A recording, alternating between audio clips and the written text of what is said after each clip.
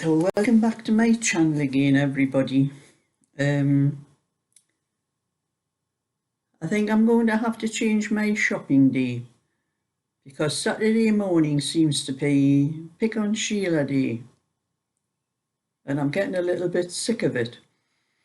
I went out this morning, my usual time must have been around about 9:30, to do my shopping at Aldi's, and I'm standing in the queue again. Wasn't too long.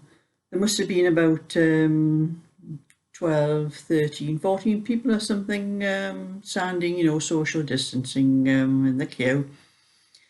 And I took my place, and one or two other people come behind me, and the woman in front was moving up. And of course, naturally, every time somebody in front of you moves, you move. So I was moving. And she turned around, she said, the woman in front, I think you're too close. And I said, I'm not too close. She said, you are. You've moved further up, too far up. And I said, look, I'm going by the paving slabs on the ground here and looking down at the ground. You're standing on one, I'm standing on another, and there's about 6 in between that. And I reckon that's at least 7 foot.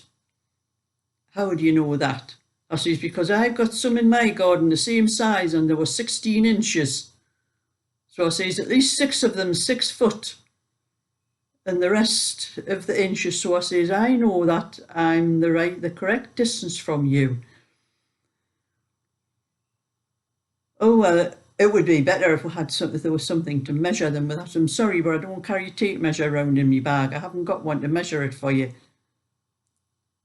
And anyway, I just stood again, we moved again, and that's how I've always measured the distance from Aldi's, because I know what size the paving slabs are, and that's what I use to keep the distance between most people just guess and probably guess right. And then she moved up again, so I was moving up, and she turned around, she says, it's a pity they didn't have a brush or something standing up here, because that's supposed to be about 6 foot or so, we could measure that. I said, oh, you know what, I never thought. I came out here in my car this morning. If I'd realised I would need to measure, need a brush to measure these, I would have come on my bloody broomstick instead. Of course, a woman behind me burst out laughing. Even the woman that was having everything to say had a bit of a titter like, and then a woman behind said, oh, that your broomstick wouldn't have been any good, you'd have had nowhere to put your shopping mat. I said, I know, but you see, you could have bought some of those little hook things, and just stuck them on the handle of your broom. So the conversation went on something like that, and then this woman in front calmed down, and she started laughing with us anyway, so everything was okay, right? And then this woman behind said, I missed something. There was some carry-on outside here last week around about this time. And she said, I was that far back in the queue, I couldn't see or hear properly what was going on. But she says there was 1 or 2 messages coming down the queue about some woman in the front had coughed in this other woman's face. And I'm suddenly starting to think to myself, God, that was me. And I says to her, hey, I says, that was me. I says, I never coughed in anybody's face.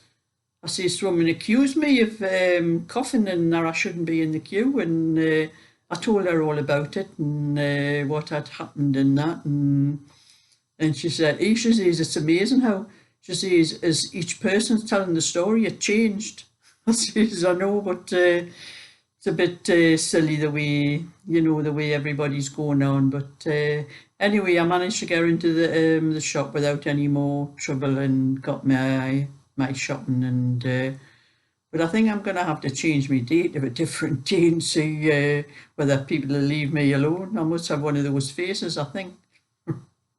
But anyway, if you like that little story, give it a thumbs up and subscribe.